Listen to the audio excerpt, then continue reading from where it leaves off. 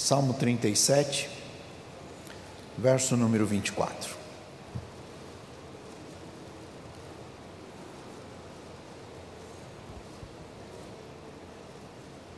Quem achou, diga eu achei, pastor. Então vamos lá, todo mundo junto, bem bonito. 1, 2, 3.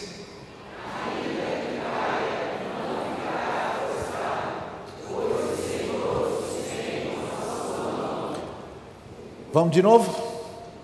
Vamos lá, 1, 2, 3.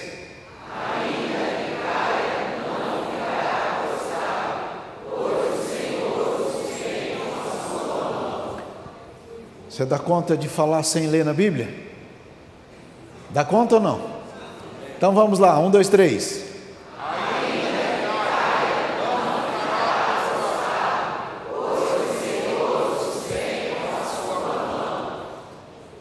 Fala para a turma ouvir lá na China, vamos embora.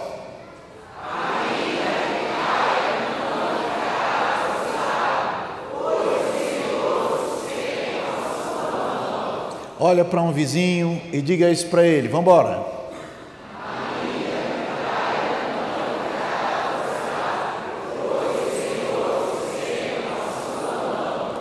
Amém. Podemos assentar.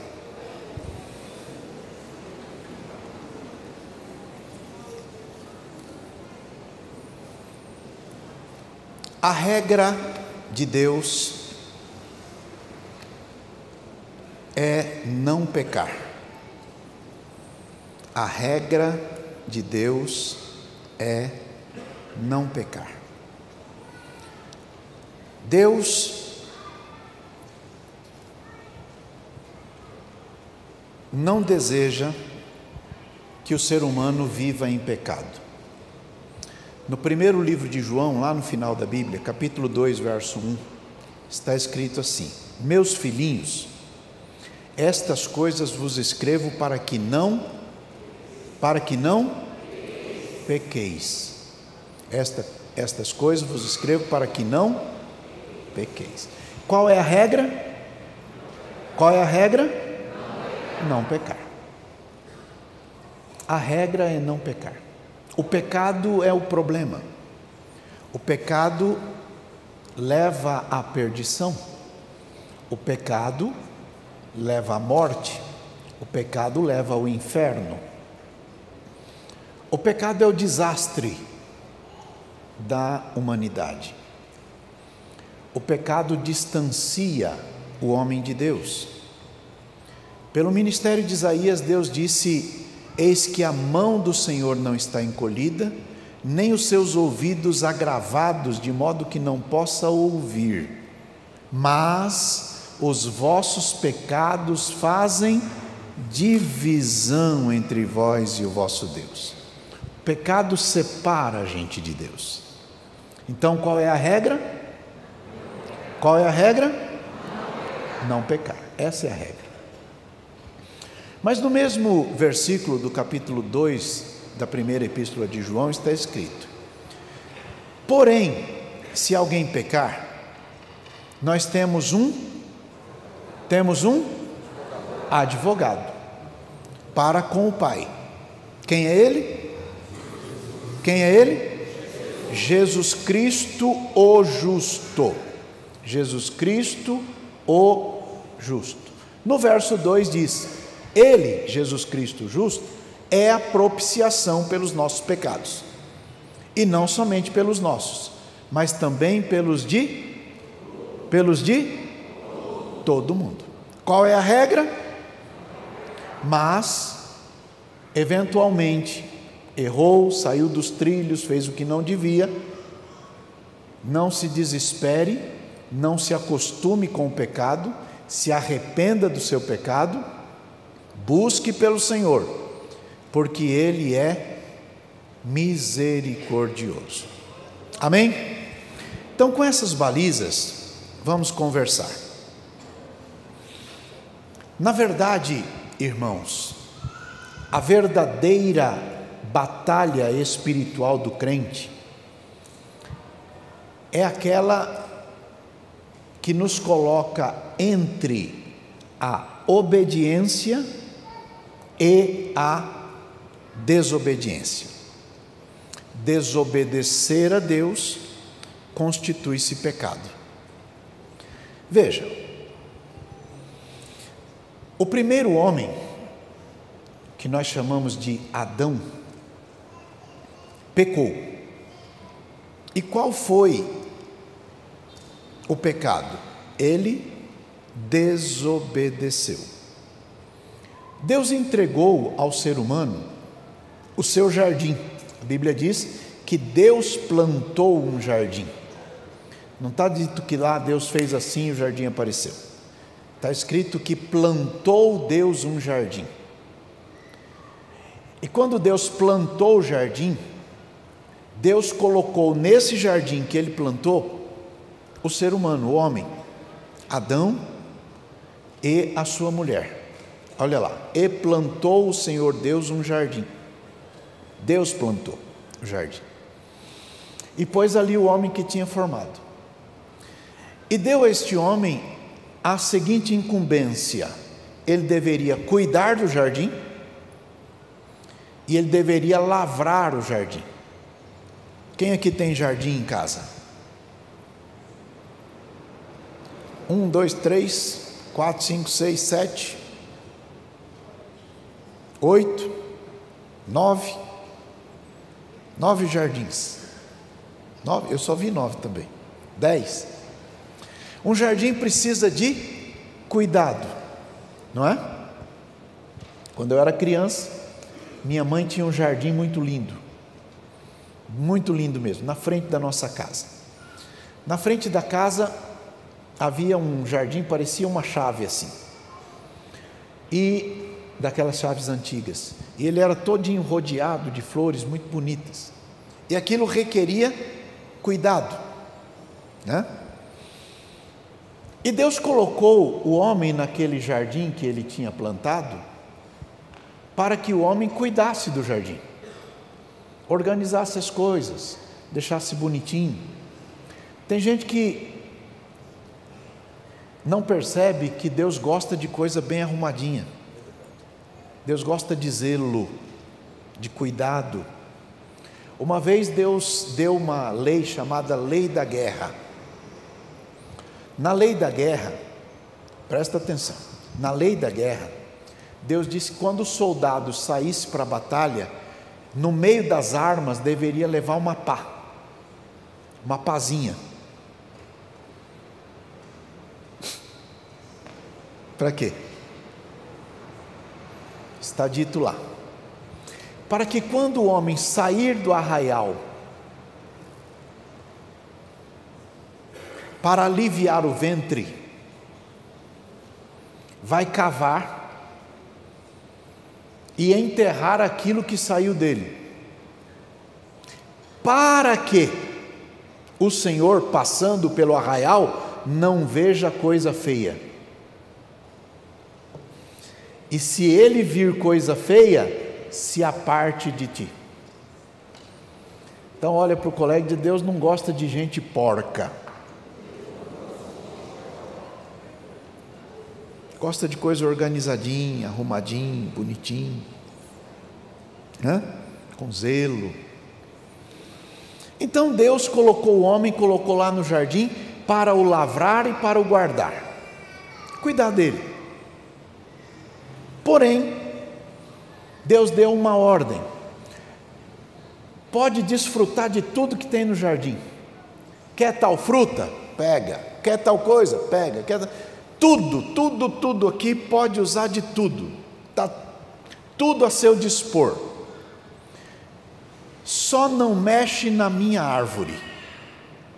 E Deus colocou uma árvore bem no meio, e diz: o resto você pode cuidar, mexer, comer, desfrutar de tudo, só não mexe no que é meu.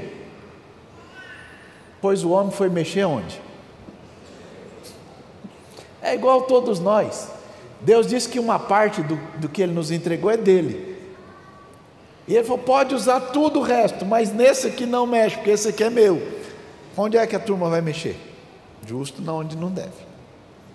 Então, o primeiro pecado foi a sua desobediência. E a desobediência desencadeou todo o problema. Apóstolo Paulo diz que por um homem entrou o pecado no mundo, e pelo pecado entrou a morte, por isso todos pecaram. Então, o pecado desencadeou todos os problemas da humanidade, e este pecado foi o pecado da desobediência. Para corrigir uma desobediência, precisa uma obediência, tá certo? Você corrige a desobediência com alguém disposto a obedecer. Mas Deus olhou do céu à terra e procurou um justo, e não achou. Dá uma olhadinha para o vizinho e diga: você está pensando que é melhor do que eu? Deus procurou um justo e não achou. Nenhum. No púlpito, no ministério, em todo lugar, procurou e não achou. Então ele precisou enviar o filho dele. Deus enviou o seu filho ao mundo, nascido de mulher, nascido sob a lei. Paulo descreve a cena assim: achado na forma de Deus, não teve por usurpação ser igual a Deus, mas anulou-se a si mesmo, tomando a forma de homem. E achado na forma de homem, humilhou-se até ser encontrado na forma de servo. E achado na forma de servo, foi obediente até a morte e morte de cruz. Então o primeiro desobedeceu, veio Jesus e obedeceu. Aliás, a Bíblia chama Jesus de último Adão.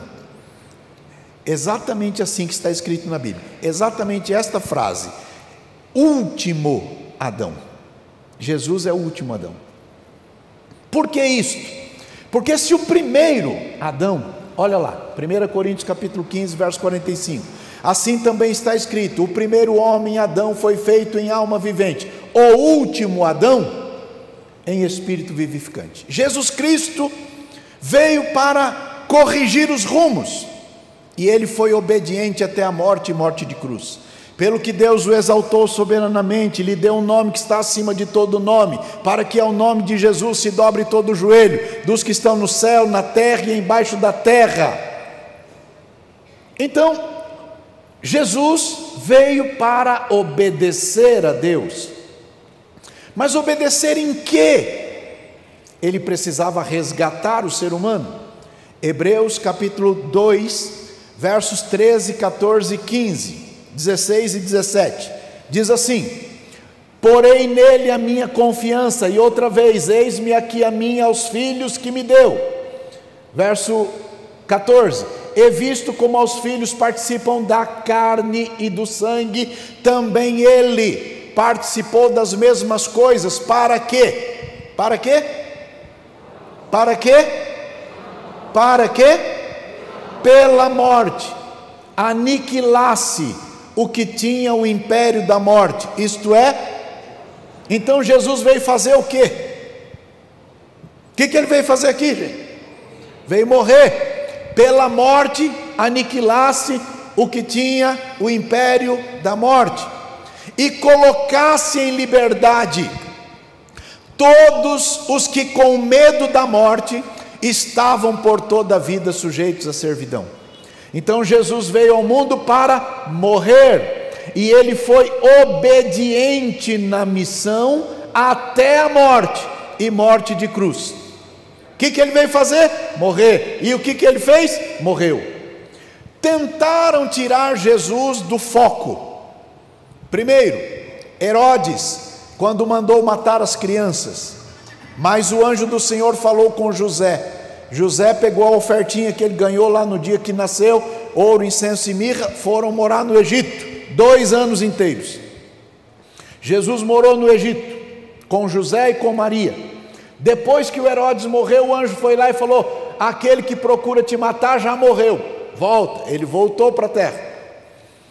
Segunda vez, juntou um grupo e queria jogar Jesus do precipício.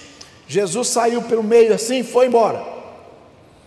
Terceira vez, o inimigo chamou Jesus e diz assim: está escrito, aos teus anjos dará ordem a teu respeito, para que não tropece com teu pé em pedra. Então pula daqui, porque os anjos vão te amparar. E Jesus disse: está escrito, não tentarás o Senhor teu Deus. A outra ocasião, Jesus perguntou: o que estão dizendo de mim por aí? O que falam de mim? Aí um dizia: falam que o Senhor é o Elias, falam que o Senhor é o Jeremias, falam que o Senhor é um profeta. E aí Jesus diz: e vocês dizem o que disto? E aí o Pedro levantou-se e disse: tu és o Cristo, o Filho do Deus vivo. Jesus olha para o Pedro e diz: que bênção, Pedro, não foi nem carne, nem foi sangue que te revelou isso. Quem te revelou isso foi meu Pai que está no céu. Anda mais alguns versículos, e Jesus disse: agora nós estamos indo lá para Jerusalém, eu vou morrer lá. E é no mesmo capítulo, o Pedro diz assim: faz isso não, mestre, tem misericórdia de ti mesmo, vai lá não, a turma quer te matar. Jesus olhou para o Pedro e disse o quê? Para trás de mim, Satanás. Por quê? Porque eu vim para isso, eu vim para esta função. Uma vez Jesus disse: não beberia eu o cálice que meu Pai me deu a beber? Muito embora no outro dia ele tenha dito: Pai, se for possível, passa de mim este cálice, todavia não seja feita a minha vontade, mas a tua vontade. E ele veio para isto, e ele deu a vida por nós, e ele morreu por nós, e ele efetivamente foi para a sepultura em nosso lugar, mas a morte não pôde contê-lo, o inferno não tem poder de segurá-lo, e Jesus abriu, quebrou as correntes da morte e ressuscitou. E apóstolo Paulo diz: somos salvos pela sua morte, somos justificados pela sua ressurreição. Então ele foi obediente até a morte. Se o primeiro pecado foi a desobediência, Jesus veio corrigindo com a sua obediência. Muito bem. Então a grande batalha espiritual de todo ser humano é obedecer ou não obedecer a Deus. E como disse ao início, pecado é um desastre. Deus não deseja que ninguém viva no pecado. Por isso ele nos libertou. E apóstolo Paulo vai longe dizendo: porque estáis debaixo da graça e não debaixo da lei, o pecado não terá mais domínio sobre vós. O pecado não manda mais. E como Jesus nos libertou, Ele nos deu o direito de dizer não. Diga: quem é livre pode dizer não. Forte, vamos embora. Quem é livre. Então, quando o pecado bate a porta, você pode dizer não. Aí você diz: mas eu não tenho forças. Por isso Deus colocou dentro de você o Espírito Santo. E quando você começa a andar por um caminho inadequado, o Espírito Santo fala com você: vai por aí não, esse caminho não é bom para você, esse caminho está errado, vai te trazer prejuízos. Se você ouvir ao Espírito Santo, você vai se afastar do pecado. E o processo de afastamento do pecado a Bíblia chama de santificação. Olha bem para o colega e diga: nós fomos chamados para sermos santos. Entendem? Nós fomos chamados para isto, separados deste mundo. Não é tudo do mundo que serve para a gente, não é tudo que o mundo bebe que a gente pode beber. Não é toda festa que o mundo vai que a gente pode ir. Não é toda roupa que o mundo usa que a gente pode usar. Não é toda rede social que o mundo acessa que nós podemos acessar. Não é toda música que o mundo vive ouvindo, que a gente... Veja, nós temos a faculdade de dizer não. Olha para o colega e diga: você é mais forte do que você pensa. Então, o segundo Adão, que é Cristo, venceu todas as maldições que foram originadas no pecado, porque ele foi obediente até a morte e morte de cruz. Então, para Jesus vencer a grande batalha espiritual entre obediência e desobediência, ele veio ao mundo como homem. Tá certo? Bom, por que isso é importante? Porque no mesmo livro de Hebreus, capítulo 4, está escrito que nós não temos um sumo sacerdote que não possa se compadecer das nossas fraquezas, mas um que, como nós, em tudo foi tentado, mas sem pecado. Leia lá, bem alto.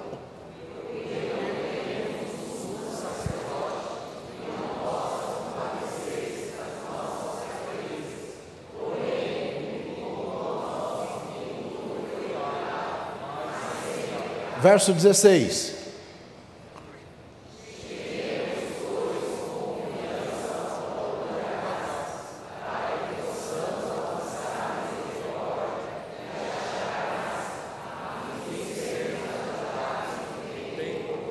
Olha para o colega e diga: nós não temos um sumo sacerdote carrasco. Temos um sumo sacerdote que se compadece, que tem misericórdia, que apresenta graça, que estende a mão. E se nós temos um sumo sacerdote assim, que é Jesus Cristo, cheguemos com confiança, aonde? No trono da graça. Para quê? Para alcançar misericórdia e achar graça, a fim de sermos ajudados em tempo oportuno. Ninguém precisa ficar prostrado. Ouça bem, com muita responsabilidade, o que vou dizer. Ninguém vai para o inferno porque caiu. Aqueles que vão para o inferno são os que caíram, mas não decidiram se levantar. Então as pessoas irão para o inferno porque não decidiram se levantar. Lembrem que o filho pródigo, quando estava lá na pocilga, na situação mais deplorável da sua história, quando caiu a ficha, a primeira frase dele foi: eu me levantarei. Olha bem para o colega e diga: esta é a primeira frase. Eu me levantarei. Eu me levantarei. Forte, vamos embora. Bem alto. Ninguém precisa ficar prostrado. Ninguém precisa ficar no chiqueiro do pecado. Ninguém precisa ficar na lama do pecado. A primeira frase é: eu me levantarei e irei ter com o meu Pai. Eu vou me levantar e eu vou falar com o Pai. E no momento que eu falar com o Pai, eu vou confessar para Ele que eu pequei contra Ele e contra o céu. E ele se levantou. E ele foi. Quando ele chegou na casa do Pai, o Pai correu até ele, abraçou ele, beijou a ele, e ele começou a oração. Mas quando ele ia falar alguma coisa, o Pai disse: calma, você já decidiu lá, não decidiu? Então, prepare o banho para ele, prepare roupa nova para ele, prepara sandália nova para ele, arruma um anel para colocar no dedo dele. Vamos fazer uma festa, porque este meu filho estava morto e reviveu. Ele estava perdido, mas achou-se. A decisão de se levantar é a mais importante da sua história.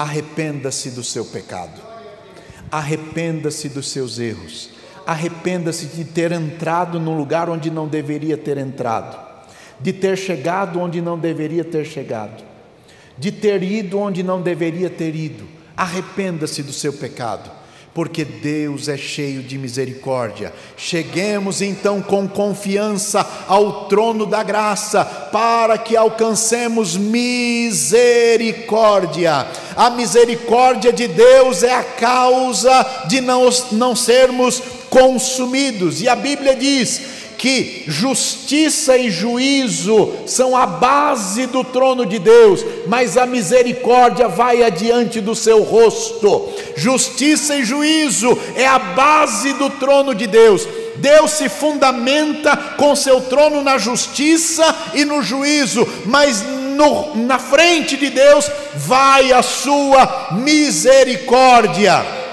Leia lá bem alto.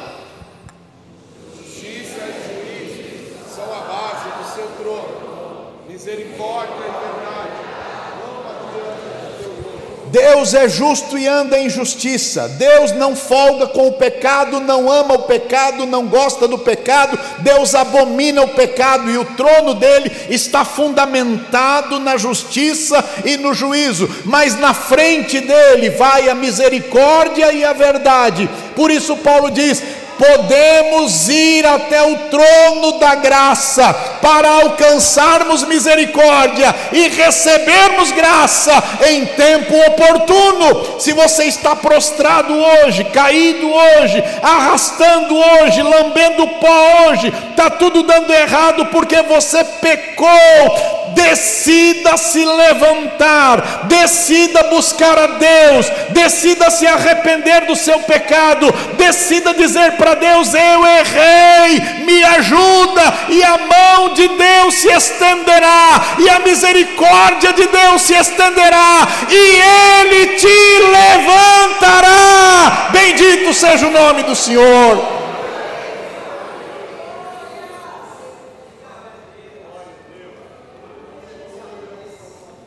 A palavra-chave então é confiança. Confiança de que, em contraposição ao mundo, a misericórdia de Deus está estendida. Quando nós vivemos direito, quando nós vivemos em obediência à palavra de Deus, os problemas surgem como surgem para qualquer outra pessoa. O fato de você viver em santificação não te deixa imune aos problemas. Aliás, Jesus falou isto: o homem que ouve a sua palavra e coloca essa palavra em prática é como aquele construtor que colocou o fundamento da casa na rocha. O outro que ouve, entra por um lado, sai para o outro, e é também igual a um construtor que não colocou o fundamento na rocha, colocou sobre a areia. Sobre o primeiro vieram chuva, vento, tempestade, correnteza. Sobre o segundo, as mesmíssimas coisas. Uma casa caiu, outra casa não caiu. A que não caiu porque estava fundamentada na rocha. Isso quer dizer que os problemas vêm igualmente para aquele que decide colocar a sua casa na rocha e para aquele que decide colocar a sua casa na areia. Os problemas são os mesmos, mas uma casa cai, outra casa não cai. E ela não cai por quê? Porque nela há resistência. Veja, quando nós decidimos viver em obediência à palavra de Deus, isso não nos torna imunes aos problemas da vida. Crente vai em velório, sim ou não? Crente vai para o hospital, sim ou não? Ouvimos agora o testemunho do pastor Anderson. Crente vai para a UTI, sim ou não? Crente chuta o pé da mesa, sim ou não? Não devia, mas dói que só. Crente engorda mais do que devia? Também. Agora vejam, os problemas são sempre os mesmos. Porém, podemos ir ao Senhor com convicção. e confiança. Quando nós somos levados ao caos por causa do erro, sejam erros nossos, sejam erros de outras pessoas, sabemos que Deus não se associa com o mal, Deus não se associa com o pecado. E se Ele não se associa com o pecado, nós precisamos ter fé nele, que Ele é capaz de restaurar todos aqueles que o procuram.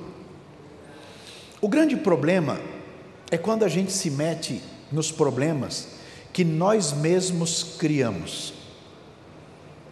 Tem alguém aqui que nunca criou um problema para si? Levanta a mão aí. Todos nós estamos suscetíveis a isso. E o inimigo luta para que a gente seja escravo da consciência.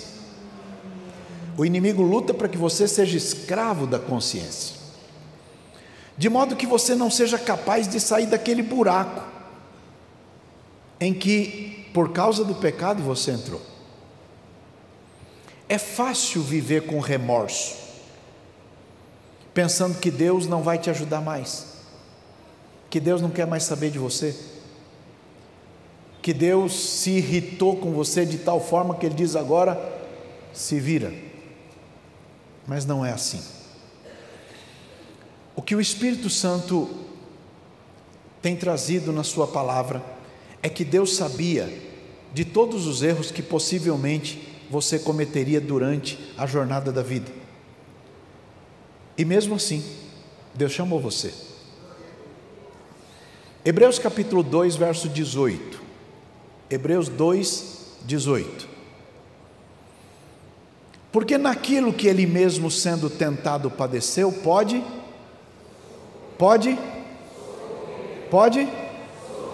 socorrer aos que são tentados. Se Deus pode socorrer você, a inteligência diz para você: grite por socorro, clame por Deus, busque por Deus, fale com Deus. Uma vez Jesus mandou os discípulos irem atravessar o mar e Ele ficou na praia. Mais tarde, a situação lá não estava boa, muito vento, temporal, a turma achava que ia morrer. Então Jesus apareceu andando em cima da água. E a turma ficou com medo porque não era natural, e eles achavam que Jesus era um fantasma. E há muitas vezes que a gente está no meio de uma tormenta e a gente já não reconhece mais Jesus e acha que aquilo é um fantasma. E eles gritavam com medo, mas Jesus gritou de lá: não tenham medo não, sou eu. O Pedro aqui de dentro do barco diz assim: se é o Senhor, manda eu ir aí. Aí Jesus olhou para ele e disse: vem. E ele foi, e ele andou em cima da água. Você já viu gente cantando bonitinho? Não faça como fez Pedro ao ver Jesus, sentindo muito medo, ele afundou, entregue o seu caminho na mão do Senhor. Você já viu uma musiquinha bonitinha? Só que quem canta isso nunca andou na água, o Pedro andou. E aí está o Pedro andando em cima da água, mas o Pedro é ser humano igual a gente, e ele sentiu medo por causa do vento e afundou. Faz uma cara de assustado aí. Diga: Jesus não sabe tudo? Sabe ou não sabe?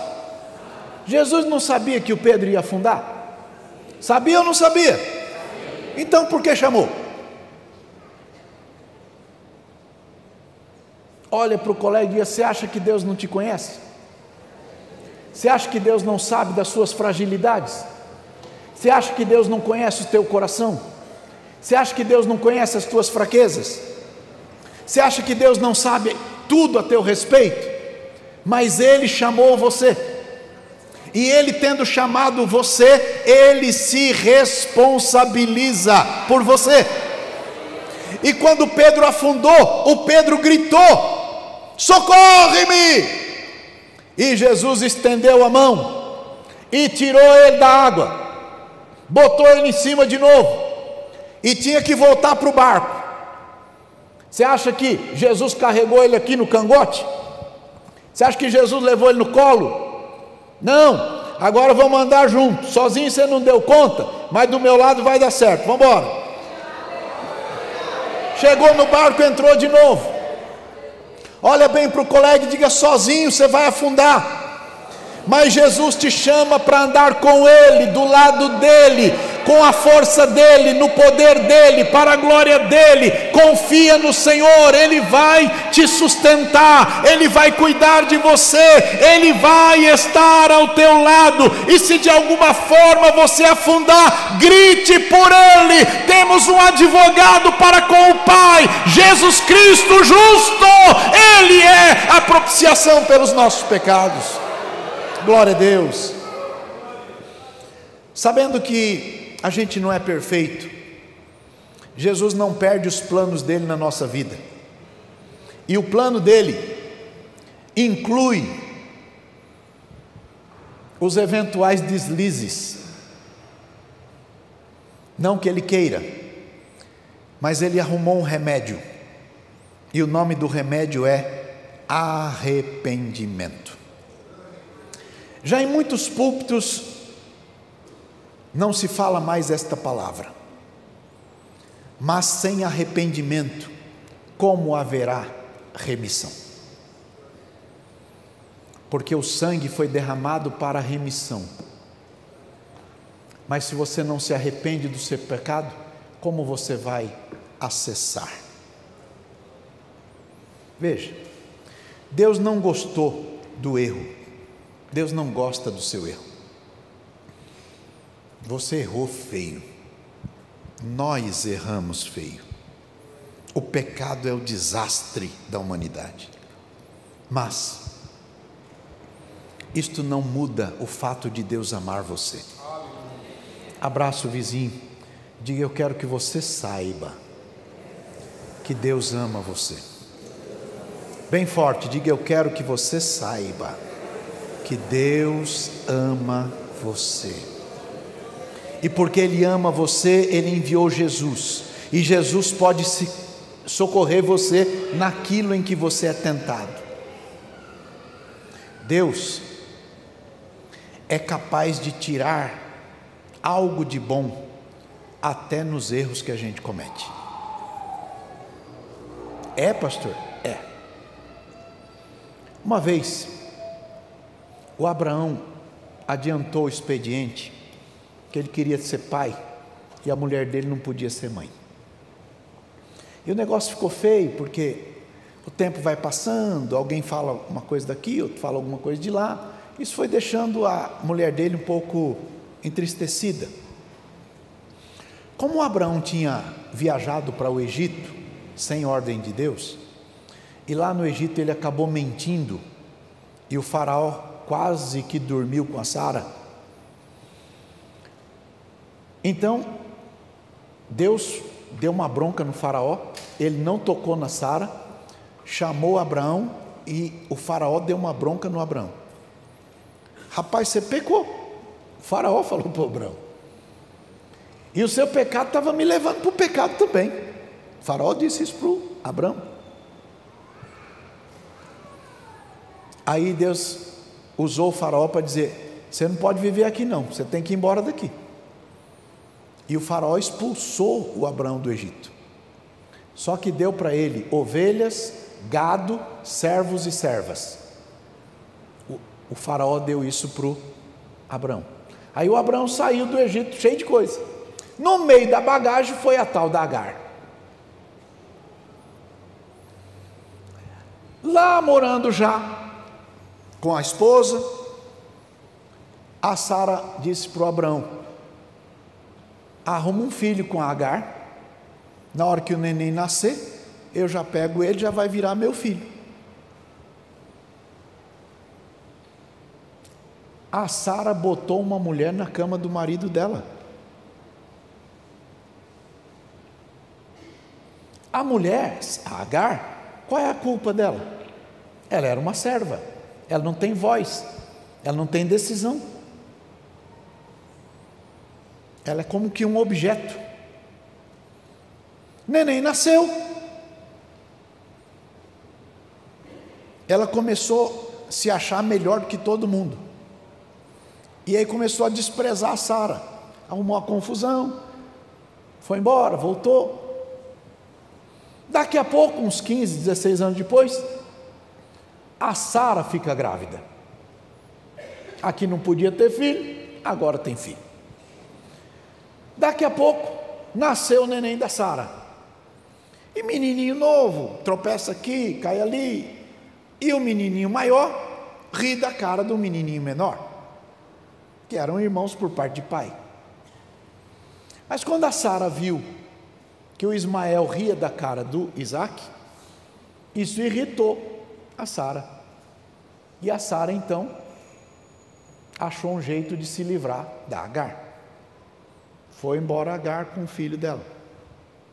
Deus disse para Abraão: eu vou cuidar dele, vai se tornar um príncipe, dele vai ser gerado 12 príncipes, eu vou cuidar. E Deus cuidou dele direitinho, está cuidando até hoje.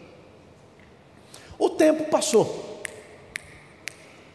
Aquele filho do Abraão chamado Isaac se casou, e a mulher do Isaac também não podia ter filho. Mesmo problema da mãe dele. Daqui a pouco ele orou a Deus, Deus teve misericórdia e a Rebeca ficou grávida.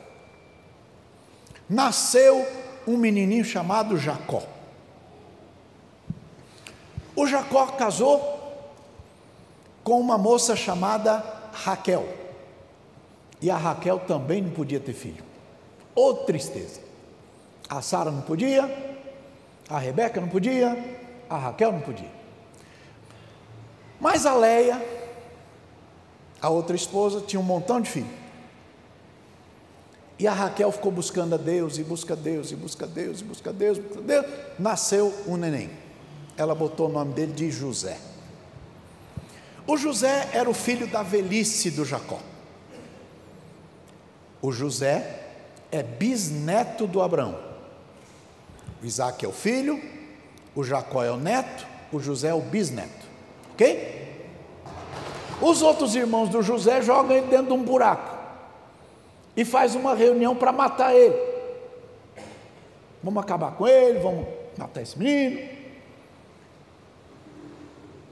Um dos irmãos diz: não, vamos matar não, vamos vender ele. E está passando uma caravana de ismaelitas.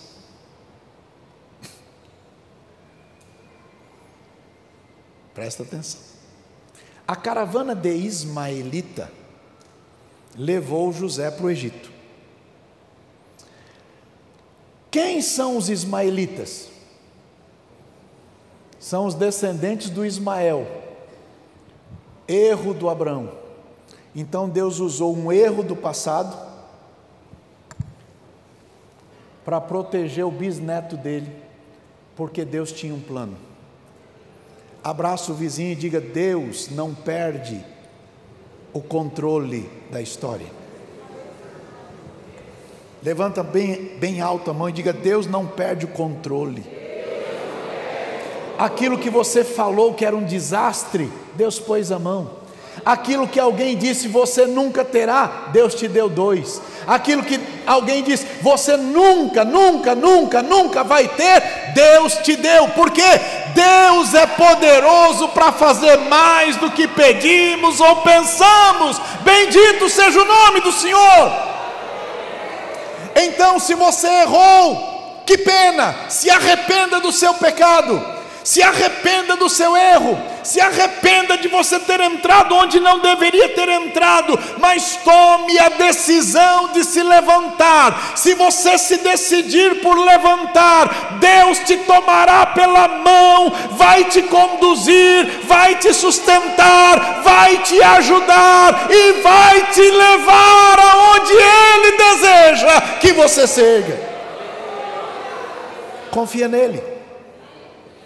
O texto que lemos hoje diz: ainda que caia, não ficará prostrado, porque o Senhor o levantará.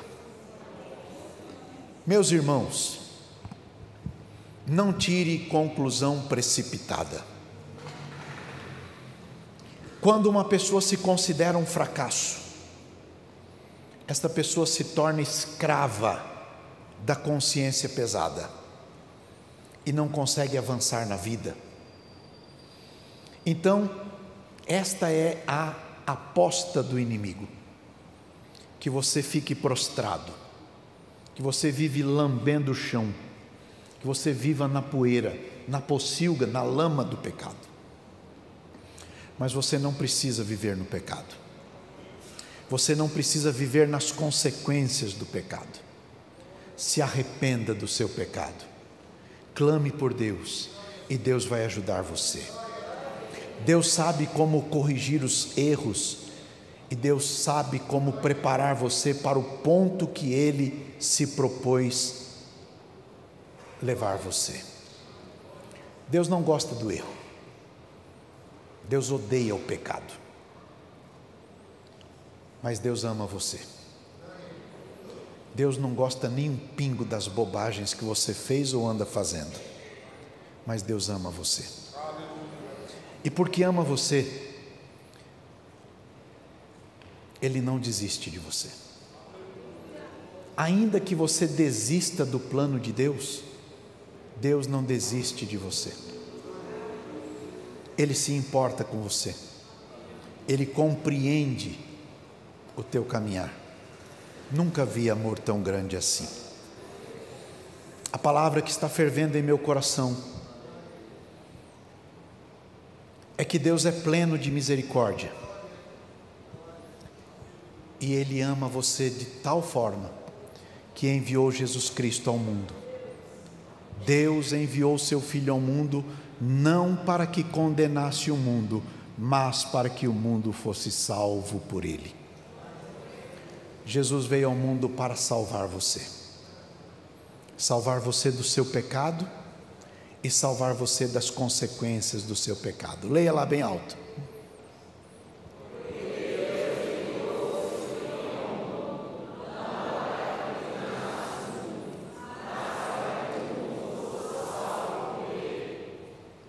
Leia de novo, bem alto.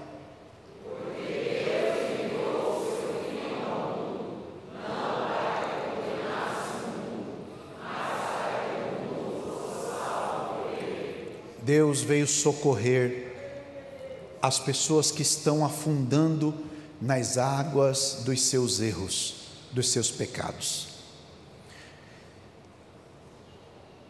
Deus pode coisas que você não pode, porque os caminhos de Deus são mais elevados do que os seus. Deus corrige as complicações e resolve as coisas para o bem daqueles que se arrependem do seu pecado. Isto inclui aqueles assuntos complicados da sua história. E eu quero concluir dizendo que Deus é tão maravilhoso que as pessoas ficam a se lamentar por causa dos seus problemas. Sabiam que deviam ficar caladas quando falaram? Às vezes falaram alto demais. Sabiam que deveriam ter ficado em casa em vez de ir para aquele ambiente de erro, de problema? Sabia que precisava estar na casa de Deus em comunhão, ao invés de estar num boteco lascado, enchendo a cara de tudo que não presta? Fizeram tudo errado. E dia a dia o inimigo fica acusando você. E esta acusação de Satanás é tão poderosa que ele quer que você não se levante. Mas de novo eu lembro a decisão do filho pródigo: eu me levantarei. Tem coragem? Levanta a mão bem alto. Todos vocês vão ajudar aqueles que estão agora em fragilidades. Então, para que ninguém se sinta constrangido, todo mundo levanta a mão bem alto e enche o peito e diga: eu me levantarei. Tem coragem, diga de novo. Forte, vamos embora. Não quer dizer que Deus vai carimbar o seu pecado, mas quer dizer que Deus está oferecendo remédio para o teu pecado. Arrependa-se do teu pecado, confia em Jesus Cristo, porque o sangue de Jesus Cristo nos purifica de todo pecado. A Bíblia diz, Salmo 37, verso 27, aparta-te do mal e faça o bem. Aparta-te do mal e faça o bem, e você vai ter uma morada para sempre. Você vai ter morada para sempre. Deus vê a decisão do arrependido, e Deus ajuda o arrependido a romper as cordas da consciência pesada. E a consciência pesada prende a pessoa no ciclo de derrota. E você não precisa viver em derrotas. Mesmo Salmo 37, agora verso 31 até 33, diz assim: a lei do seu Deus está no seu coração. Olha bem para o colega e diga: Deus sabe que a palavra dele está aí dentro de você. Aliás, o livro de Romanos está escrito no capítulo 10, a palavra está junto de ti, na tua boca e no teu coração, isto é, a palavra da fé que pregamos. Ela está aí no teu coração. A lei do seu Deus está no seu coração, os seus passos não resvalarão. O ímpio espreita o justo e procura matá-lo. O Senhor não vai deixar em suas mãos, nem vai condenar quando for julgado. Arrependa-se do seu pecado, levante-se do erro, vire as costas para o mundo, decida abandonar o erro, e Deus vai segurar na tua mão e vai te ajudar. Deus opera naqueles que confessam seu pecado. A Bíblia diz: o que confessa e deixa alcança misericórdia. Meus irmãos, Jonas um dia entendeu que ele tinha sido causador dos problemas de todas as pessoas que estavam no navio, e ele se arrependeu. Ele foi para dentro de um peixe, e Deus o amava tanto que não o perdeu. Alguém diz que Deus condenou, que Deus puniu Jonas, fazendo ele andar de peixe, mas não é nada disso. O peixe não foi juízo, o peixe foi a proteção.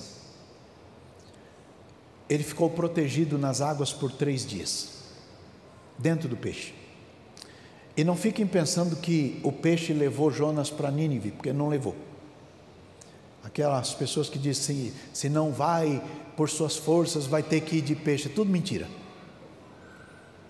Não foi o peixe que levou Jonas para Nínive. Ele voltou para o lugar de onde ele partiu errado. E a Bíblia diz: e veio segunda vez a palavra do Senhor a Jonas: levanta e vai. Ou seja, você desobedeceu até aqui, estou te dando mais uma chance agora faz direito. Olha bem para o colega e diga: Deus te dá nova chance, nova oportunidade de refazer a tua casa, refazer a tua história, refazer a tua vida, refazer o teu futuro. Agora faz direito. Quando a pessoa arruma no erro, causa problema para si e para aqueles que o acompanham. Mas Deus é cheio de misericórdia. E a segunda chance é para que ele agora fizesse o que era direito. E é isso que Jesus veio fazer. Ele disse: o Espírito do Senhor Jeová está sobre mim, porque me ungiu para evangelizar os pobres. E ele foi elencando as coisas, e entre as coisas ele diz: colocar em liberdade os cativos. Se você está cativo por causa da consciência, hoje é dia de você ser salvo. Jesus Cristo te ama, e se você entrou na casa de Deus, tenha absoluta certeza que o Espírito de Deus conduziu, inclusive os teus pensamentos, para que você ouvisse a sua voz e entendesse. Está começando o ano? Está. Podemos ter um ano diferente, livre da consciência pesada, livre do pecado. Há um hino na harpa, eu não lembro agora o número, mas eu acho que é 20. Livre de pecado vós quereis ficar, olhai para o Cordeiro de Deus. Ele morto foi na cruz para te salvar, olhai para o Cordeiro de Deus. É 20 mesmo? É isso? Olhe para o Cordeiro de Deus, olhe para Jesus Cristo, olhe para o Salvador.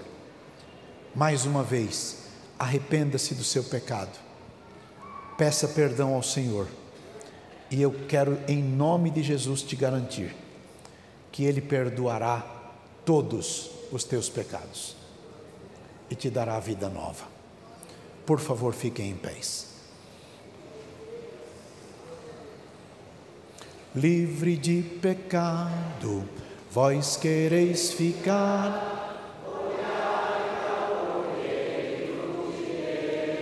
Forte.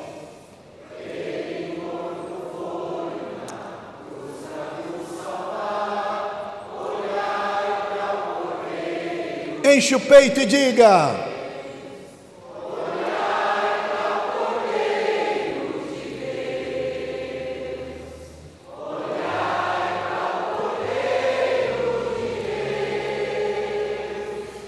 porque só Ele vos pode salvar, olhai para o Cordeiro de Deus.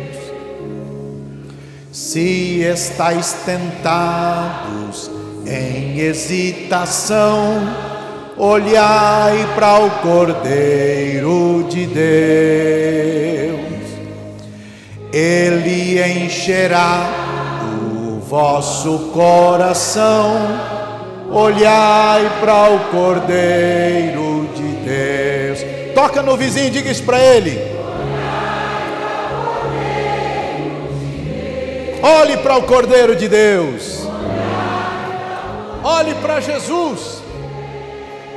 Ele é poderoso e misericordioso.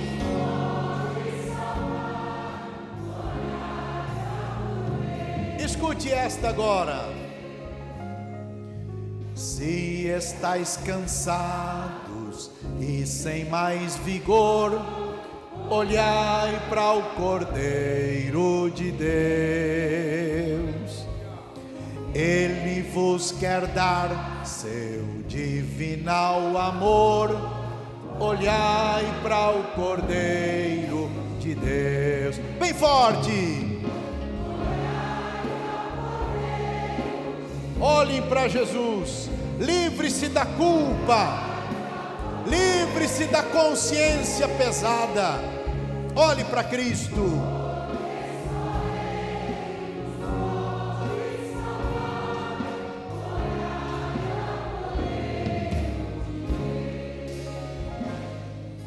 Se na vossa senda sombras vêm cair, olhai para o Cordeiro de Deus.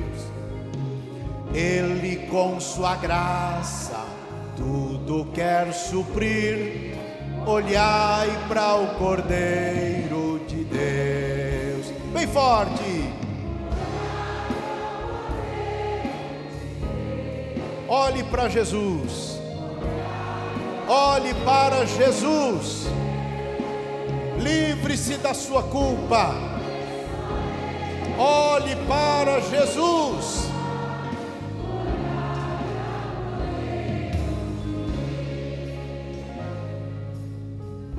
Deus não se cansou de Israel, mesmo com todos os erros que Israel cometeu no deserto.